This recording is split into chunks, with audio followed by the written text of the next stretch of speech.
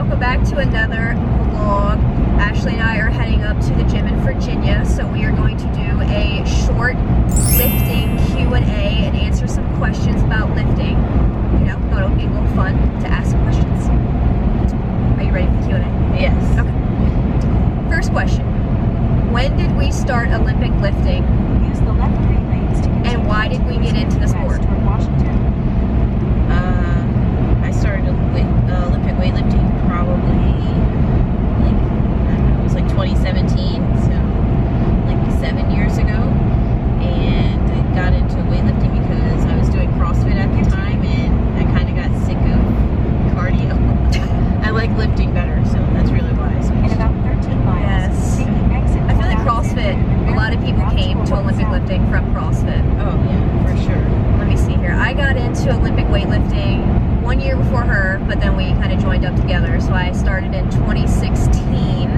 I came from bodybuilding, and I wanted to get into a sport that was not subjective, because bodybuilding is extremely subjective. And also I have a background in competitive cheerleading and saw Maddie Rogers lifting and thought the sport that she was in looked cool, so I thought that'd be a cool transition. Next question is, how long have we been lifting together? So that kind of ties into that. Yeah, probably about The whole time. the whole time, like 7 years maybe, I guess. Yeah, like 7+ years. Dang, that's crazy. If I just realized how long that's Right, been. right. Yeah. 7 years together in the corner of CrossFit Salisbury, then in her garage, Yes. then on remote coaching, Yeah. and now back up in Virginia. Yeah.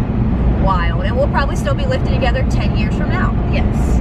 As long as these hips hold up. Felt. Yes, 100%. Next question. What is your favorite lift out of the snatch and the clean and jerk? Oh, definitely the snatch. It comes a lot easier for me. Definitely not clean and jerk. I like cleans because they make me feel really strong, but the jerk, it's just never, I don't know, never been my strong suit.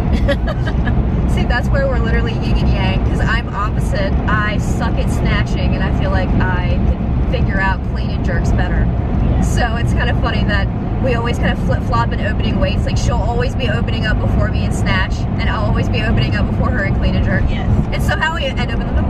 Yes. Next question is, what is your favorite meet to compete in? I would say probably Masters Nationals. I mean, I've been a master now for like 4 years, and I don't know, it's just something about seeing all of the different ages, from 80 years old all the way to, you know, the beginning of the Masters, 35 years old. People still getting out there, getting after it, and crushing it, and weightlifting it's inspiring. Makes me want to continue this sport as long as I can. Definitely. I was about to say, I haven't competed at Masters Nationals, but it's definitely inspiring to see all the old age groups. Like, I hope I'm out there when I'm 80. Yes, right. I think my favorite meet is obviously the Arnold, because that's all I've really been doing the past couple years. But I'm excited to compete in Masters Nationals and Finals this year to see kind of a gauge which one I like better. Yes. Favorite meet moment to date? Oh man. Probably, I don't remember what year it was, probably 2021 Masters Nationals. I think that's the year that I had a not so great meet at the Arnold. Yes. And you know, it was just tough mentally in general. So I came back and I regrouped, you know, talked it out with Kara, and we made a plan, and I came back to Masters Nationals out in Utah and crushed it. Yeah, so that was probably my best meet performance to date. I think Kara and I shed a few tears together. I think I remember that. Yeah. That's a good one. Yeah. I kind of forgot that was right after the Arnold, when you like pulled out because of like all the stuff that had going on. Yeah. I think my favorite meet moment so far is going 6 for 6 the first time at the Arnold, because it was my first time ever going 6 for 6, and I hadn't. It was a push to hit 6 for 6, so I think that's my favorite meet moment. Yes. Favorite meet hype song? Oh my god. Yes, right. Is this a question? Right. I don't know. I would say it really, really varies. Because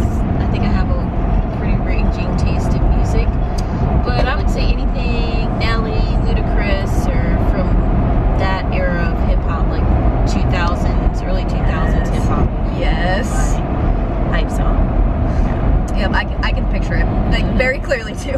Right. I think my favorite hype song, because I've noticed I listen to it every meet, is "Let It Rock" by Kevin Rudolph. Yeah. Something about that beat comes on, I'm like, all right, I'm in it. Like, yes. Now when I arrive, I bring the fire. Right. That. Yes. That is my favorite hype song. Favorite meat, food, or snack? For me, I usually try to keep it light and do something like yogurt, granola, and fruit. Typically strawberries, because that's my favorite fruit. But yeah. What about post, like after you lift? Do you have like a favorite? After I Yeah. lift, oh my god. Geez, something like, I don't know, tacos, a margarita, Yes. chips and salsa. So Mexican, basically. Basically. I was gonna say, because we probably had that after every Right. single meet. I think my favorite meat food snack, I'm gonna say chicken tenders. Yes. Because I swear, no matter where we're going, there's a Chick-fil-A in the venue. Somewhere outside of it, we're going to get Raising Cane's in Ohio. Like, it's a staple. It's chicken fingers. Yes. Next question is one thing you can't forget in your gym bag. Right. That's a hard one thing. I don't know. Probably. I don't know. It's definitely gonna have to just be my shoes, man. Like I don't like. Well, Like, I think I could lift without almost every single thing. But next thing to that would probably be my knee sleeves. See, I went in the wrong direction. I was like thinking belt, tripod, and I'm like, wait, but if I don't have my shoes, I can't lift. So yeah, I think the shoes should be the crucial one. Right, that's obviously the crucial one. But Like, if it was why? something other than shoes, I would say probably my knee sleeves. Yeah, I was gonna say definitely knee sleeves, old knees, bones. Yes. Do you have a meet day ritual? Like that you have to do every single meet? No, I don't think I do in particular. Not anything that I've ever really thought about. I just usually try to keep it pretty chill, if anything. You were know what I always mean? very zen. Yeah, I in don't like start getting hype or start listening to hype music until I'm starting to warm up, because I just struggle with like containing that excitement, and it can turn into too much hype. and Yes. miss lifts and things like that. So I try to chill leading up to it, all the way up until I start warming up. Probably about an hour out is when we start usually doing like mobility and stuff. So yeah, that's what I'm doing. Then you get your meet day playlist going. And then I get my meet day playlist going. I'd say my meet day ritual is having to have glitter and a bow. Because what is my competition days without glitter and the spray can glitter? Because if I don't have spray glitter, just tell me to go home. Right. Because something isn't adding up with me, and it's not going to be a good. Like I have to have glitter to have a good lift. So Your staple, glitter and a hair bow. and a hair bow has to. Next question is, what are your 2025 goals? Oh, jeez. 2025 goals. For me, yeah, I would love to go 6 for 6 at a meet, but we're going to keep that one in our back pocket.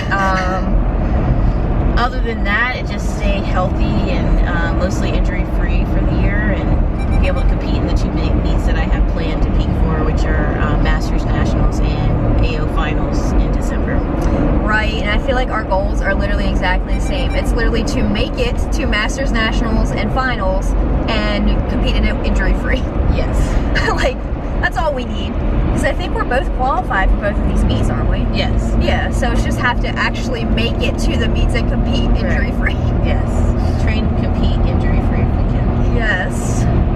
One piece of advice to get into lifting. Stay in the left 3 lanes. One piece of advice, seek out a good coach. That's like the main thing, is a knowledgeable coach that can teach you the lifts from the ground up. More likely, because it's weightlifting, is from the top down. So That. yeah, it's definitely a good coach or somebody that you trust that can teach you the Olympic lifts, and break it down for you piece by piece, because you don't just walk up to the bar and grab it off the ground. Yes. See, I'm going to have to agree with her there. Like, if we're giving one piece of advice, find a coach. Yes. You You may think you can teach yourself off of YouTube videos, but I promise you, we make it look a lot easier than it is. Yes. And there's lots of bad habits that you can pick up that us 7 years later are still trying to get rid of by learning the wrong way. Yeah.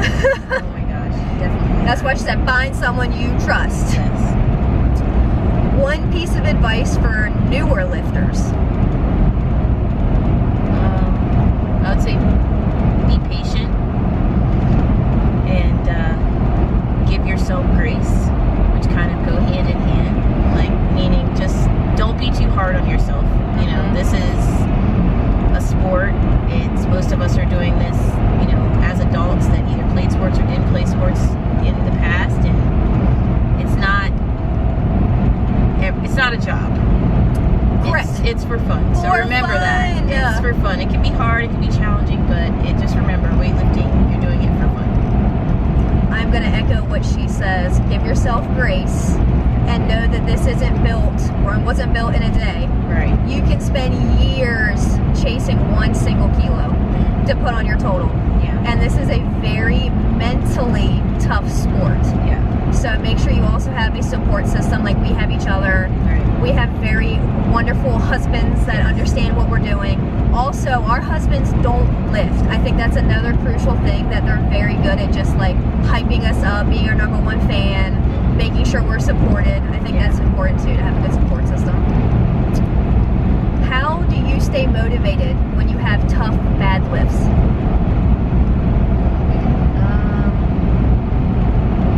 I think it goes back to what I just said about giving yourself grace. Just know that every day is different, or can be different, you know, depending on the outside stressors of life. It could be work, it could be family, it could be anything. It could just be health or injuries.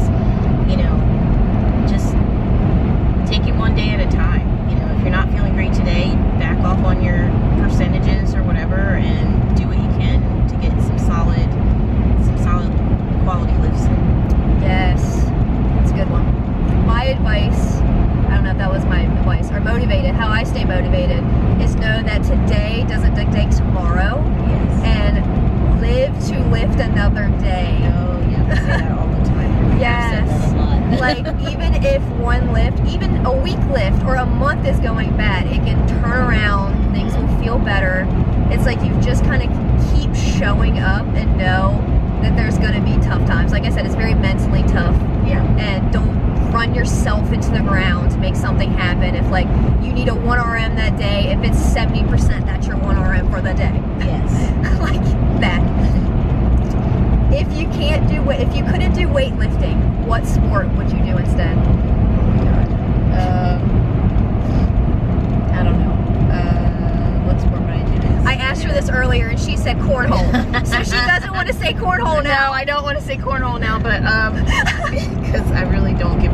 I mean, nothing against cornhole, but You can competitively throw me. right. Yes. I don't know. If I didn't think I would get hurt too Yeah, badly. if you weren't injured or anything, like Right. you just do it. I think I'd like to try like rugby or something like that. I don't know. Yes. That sounds like it would be fun. Even though I said earlier I don't like cardio, running into people and scoring, that sounds like a lot of fun. So I want to do that. There's a lot of elements in rugby too. I feel like it'd be different. I feel like I'm not very interesting. I would still be doing cheer. Right. Like, I was forced to retire from cheer. I'm going to put that out there. I cheered until I was 22, and I didn't stop cheering until the year I got married. And I cheered 3 hours away, so like realistically it was not feasible. It's expensive, more expensive than this. Yeah. So I would still be doing cheer. Right. Let's see, what is the #1 misconception you get when you tell people about Olympic weightlifting and what you do? That it's powerlifting. That I'm going to the Olympics. Yes, all the time. No, sorry, I'm not. Right. And just because I lift, that I'm really strong in other things. Oh yes, like oh my gosh, like lifting like random object. I don't know, furniture. Like, you got that? You got that. Yes. You're strong. Like, I mean, yeah, but my arms are short. Kind of. right, and my back hurts from lifting yesterday. Yes. Like, I don't want to lift this. When I lift a barbell, that's what I want to lift. Yes, that's definitely it. That Yeah. people think we're superhuman strong. Yeah. And I'm like, no, we are very highly specific and what we train to be strong at. Yes. Or that we bench press a lot, which we Yes. do it for accessory work. And that we're going to the Olympics. Yes.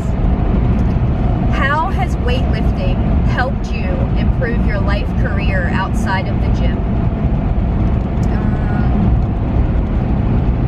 I think it's contributed to like me pursuing counseling or mental health, or Yeah. I guess counseling or whatever with a therapist. You know, I had a lot of confidence issues when I first started doing weightlifting, and it had nothing to do with weightlifting. So, you know, mentally,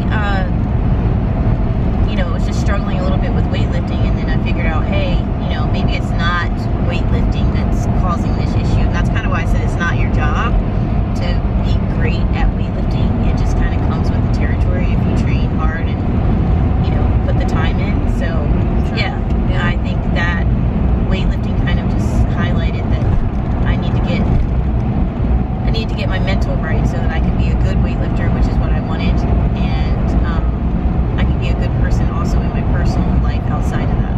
So, Yes, that's a great answer.